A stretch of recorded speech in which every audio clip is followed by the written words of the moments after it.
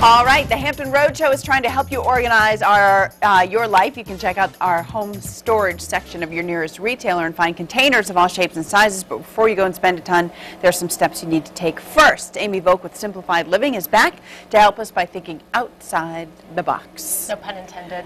Well, I think you meant it. But it totally works for the segment because, Right. I mean, there's only one thing here on this table that I would actually call a box. Right. Yet you've got a ton of stuff stored. Well, it's the fun part of organizing is like, and when we think of organizing, we think of all the cute containers lined up. But it's actually the last step, and you've heard me talk about that a lot. It's the last step in organizing is containerizing things.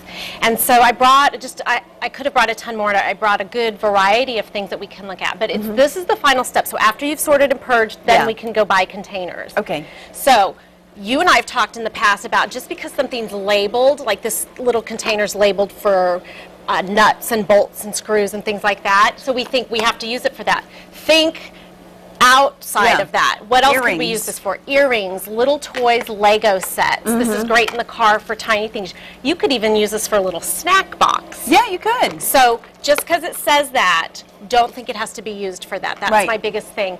So in that same vein, things like this is a flower pot. This is meant to have flowers, but I use it as a napkin holder. I've also taken napkins out and put utensils in there for a party. So all kinds of things, jelly beans. These are another little set of flower pots, and you can use them for sugars, for cotton balls, things like that. So that's the fun part of it.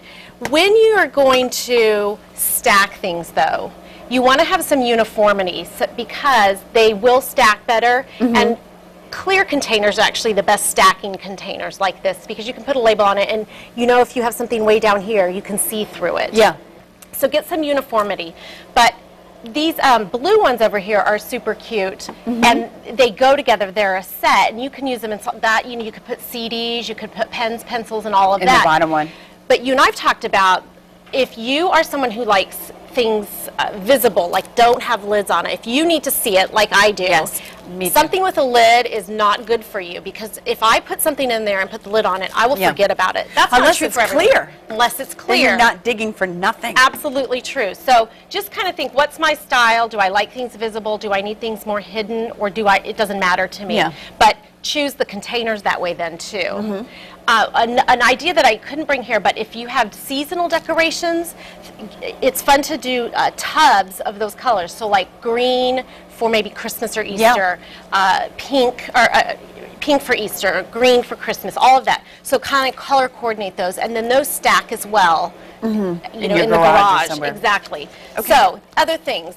These little buckets, if you hang hooks on the walls, this is great for a kid's craft center. So you can hang these on hooks. Baskets make great things for stationery, to sit on a desktop, things like that. We've got to wrap it up, but tell me about this real quick. Okay, so we know this is a kitchen container.